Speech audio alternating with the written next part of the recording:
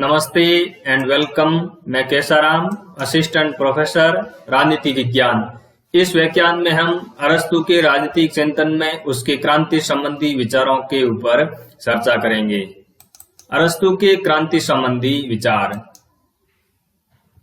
अरस्तु के समय की अगर हम तात्कालीन परिस्थितियों को देखें तो यूनान के अंतर्गत राजनीतिक अस्थिरता का बोलबाला था और अरस्तु के राजनीतिक दर्शन की मुख्य समस्या ही तत्कालीन यूनानी नगर राज्य की राजनीतिक अस्थिरता थी। तो अरस्तु यूनान की जो राजनीतिक अस्थिरता थी उसको लेकर के चिंतित था। उसी को लेकर के ही अरस्तु ने अपना राजनीतिक चिंतन है वो प्रस्तुत किया।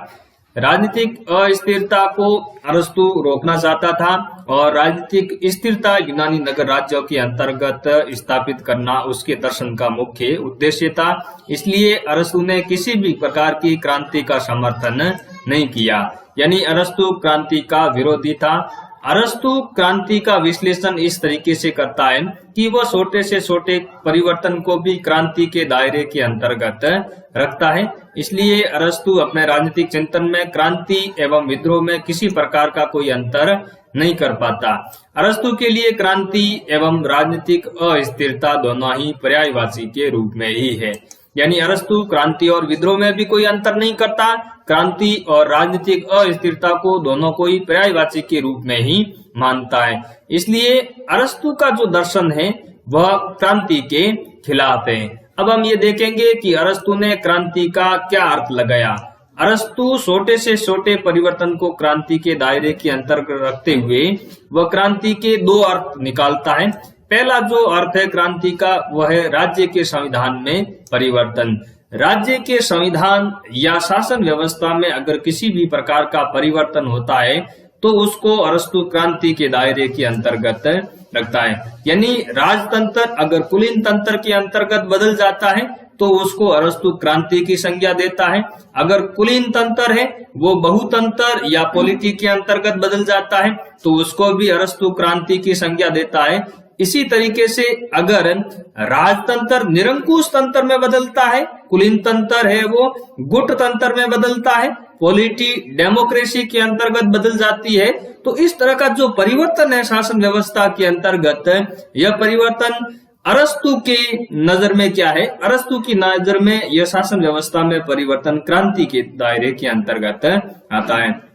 दूसरी बात, अगर शासन व्यवस्था में किसी भी प्रकार का कोई भी परिवर्तन नहीं होता है, यानी शासकों के अंतर्गत किसी प्रकार का कोई परिवर्तन नहीं होता है, लेकिन शासन की जो सत्ता है वो एक शासक से दूसरे शासक के हाथों में चली जाती है। यानी शासन व्यवस्था में तो किसी भी प्रकार का कोई बदलाव नहीं हुआ, लेकिन शासन है वो एक व्यक्ति से दूसरे व्यक्ति के हाथों में चला जाता है, तो उसको भी अरस्तु क्रांति के दायरे के अंतर्गत रखता है। जैसे राजतंत्र में शासन एक व्यक्ति के हाथ में होता है, लेकिन जो निरंकुश तंत्र है उसमें भी शासन है वो एक व्यक्ति के हाथ में होता है।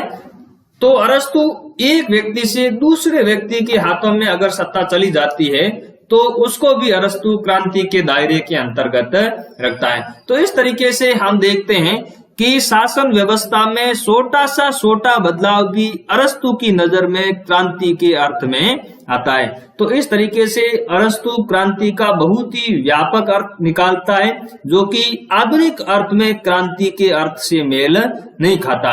आधुनिक समय में अगर हम क्रांति को देखें तो आधुनिक समय में जो क्रांति का अर्थ लगाया जाता है वह है शासन व्यवस्था के अंतर्गत या व्यवस्था के अंतर्गत आमूलचूल बदलाव, यानी एकदम पूरा का पूरा बदलाव हो जाता है। एक सिस्टम की जगह दूसरा सिस्टम स्थापित हो जाता है। पहला सिस्टम है वो पूर्णतः समाप्त हो जाता है और उसकी जगह दूसरा नया सिस्टम स्थापित हो जाता है।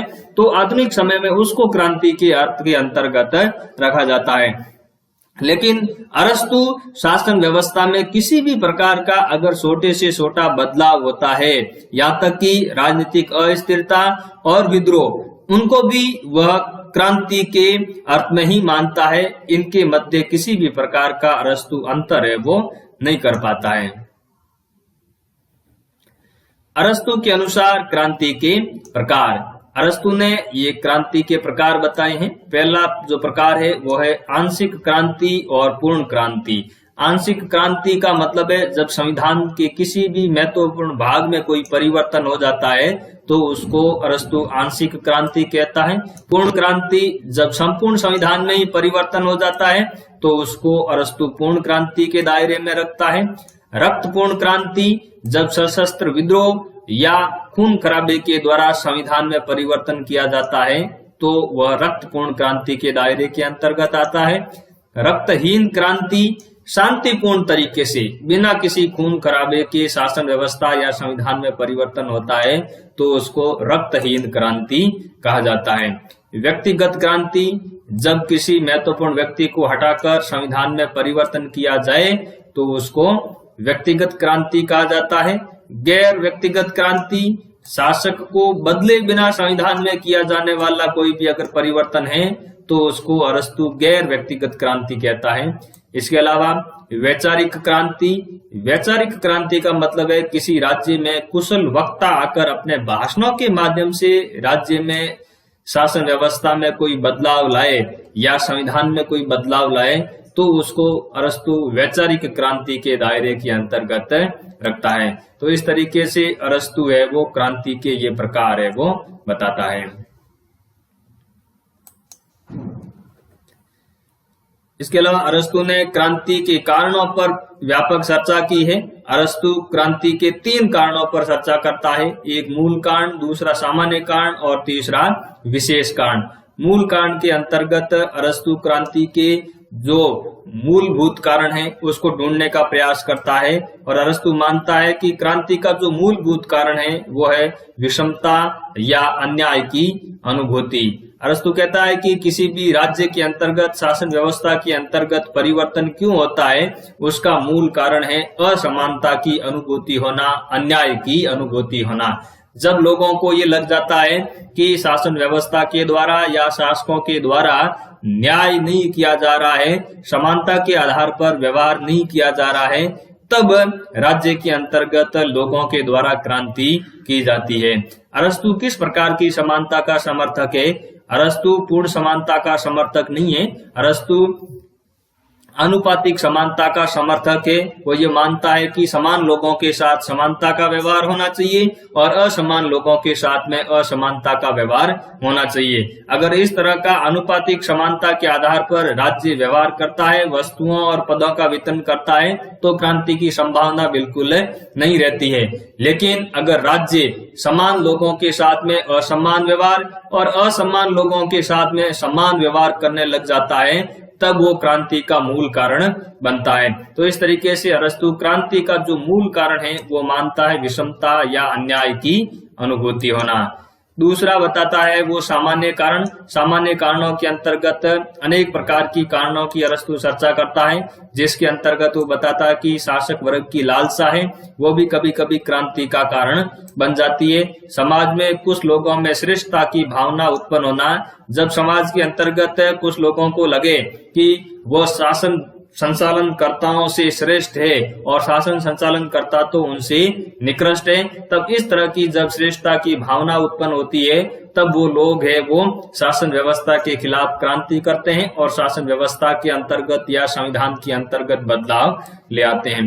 कभी कभी अविश्वास या भय की उत्पत्ति है वो भी क्रांति का कारण बनती है। जब शासन व्यवस्था के अंतर्गत लोगों का अविश्वास हो, उस शासन व्यवस्था को वैधता प्राप्त नहीं हो और लोगों के अंतर्गत इस तरह का भय उत्पन्न हो जाए कि जो शासक है वो उनकी रक्षा कर पाने में अक्षम है, तब भी वो क्रांति का कारण बनता है। इसके अलावा शक्ति संतुलन बिगड़ जाता है तो भी क्रांति की संभावना रहती है।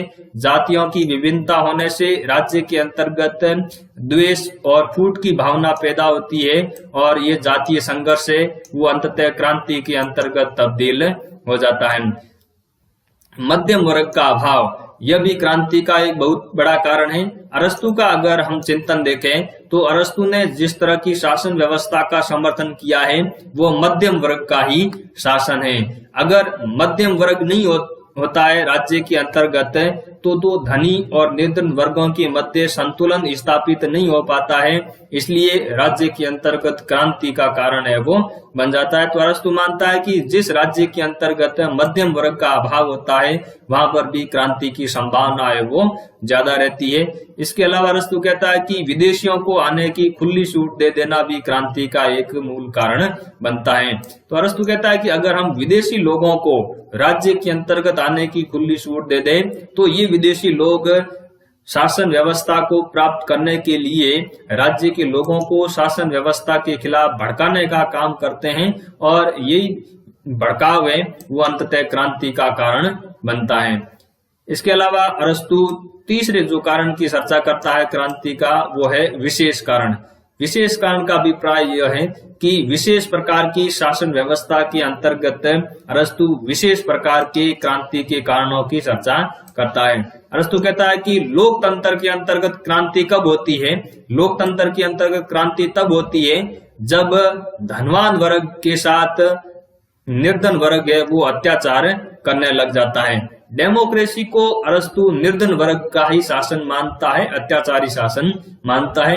डेमोक्रेसी का अरस्तु समर्थक नहीं है। अरस्तु कहता है कि लोकतंत्र के अंतर्गत जब निर्धन वर्ग के द्वारा शासन किया जाता है और वो धनवान वर्ग के साथ में अत्याचार करता है, धनवान वर्ग का शोषण करता है, तो वो क्रांति का कारण बनता है। और कुछ लोक नेता है उभरते हैं लोकतंत्र के अंतर्गत और वो अपनी वाक्पटुता के द्वारा आंदोलनकारियों की सहायता लेकर के सत्ता पर कब्जा कर लेते हैं और निरंकुश तरीके से शासन व्यवस्था का संचालन करने लगते हैं, तब भी वो क्रांति का कारण बनता है।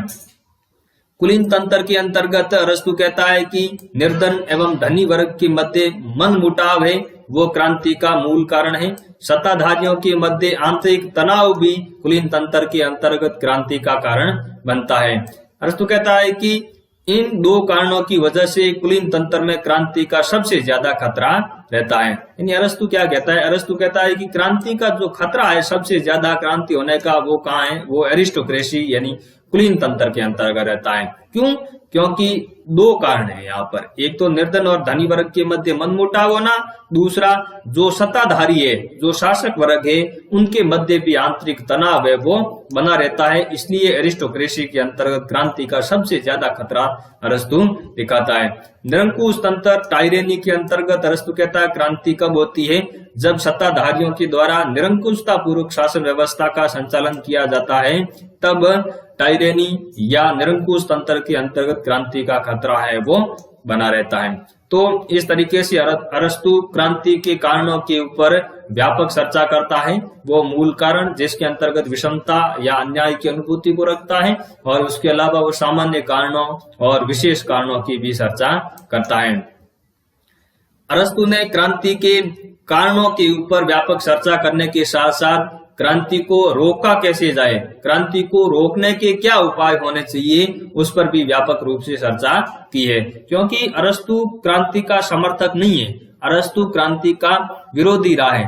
अरस्तु क्रांति के कारणों को खोजने के साथ साथ वो कहता है कि क्रांति को रोका कैसे जाए, यह भी अपने आप में महत्वपूर्ण है, क्योंकि अरस्तु क्रांति को लेकर के रूढ़िवादी है। मैक्सी के अनुसार, मैक्सी कहता है कि अरस्तु ने जिस स्पष्टता एवं विवेक के साथ क्रांतियों के कारणों का विवेचन किया है, उतना ही स्पष्टता से उसने उन्हें अनेक उपचारों का भी वर्णन किया है।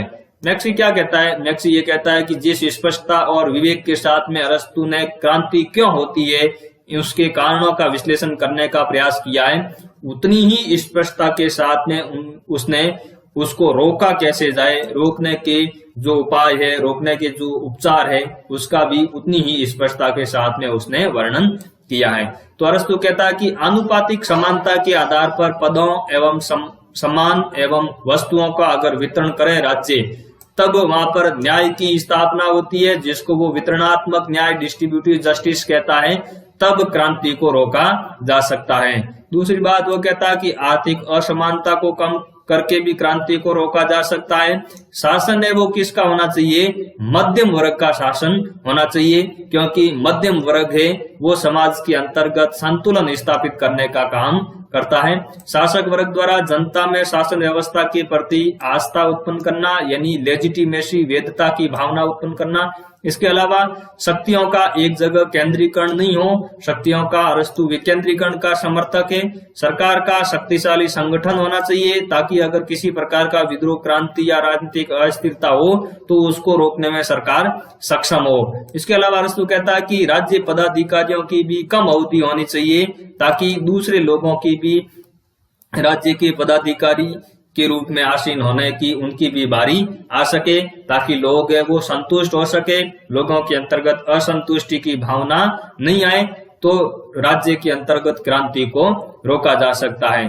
तो इस तरीके से अरस्तु ने क्रांति के व्यापक अर्थ को लेते हुए राज्य के अंतर्गत हर छोटे छोटे परिवर्तन को भी अरस्तु क्रांति के दायरे के अंतर्गत रखता है और वो क्रांति का विरोध करते हुए क्रांति के कारणों के साथ साथ क्रांति को रोका कैसे जाए उसके उपचारों पर व्यापक चर्चा करता है, जिसकी हमने इस व्याख्यान के अंतर्गत चर्चा की। अब हम ये देखेंगे कि अरस्तु और आधुनिक साम्यवादी विद्वान कार्ल मार्क्स दोनों के मध्य क्रांति से संबंधी विचारों में क्या अंतर है।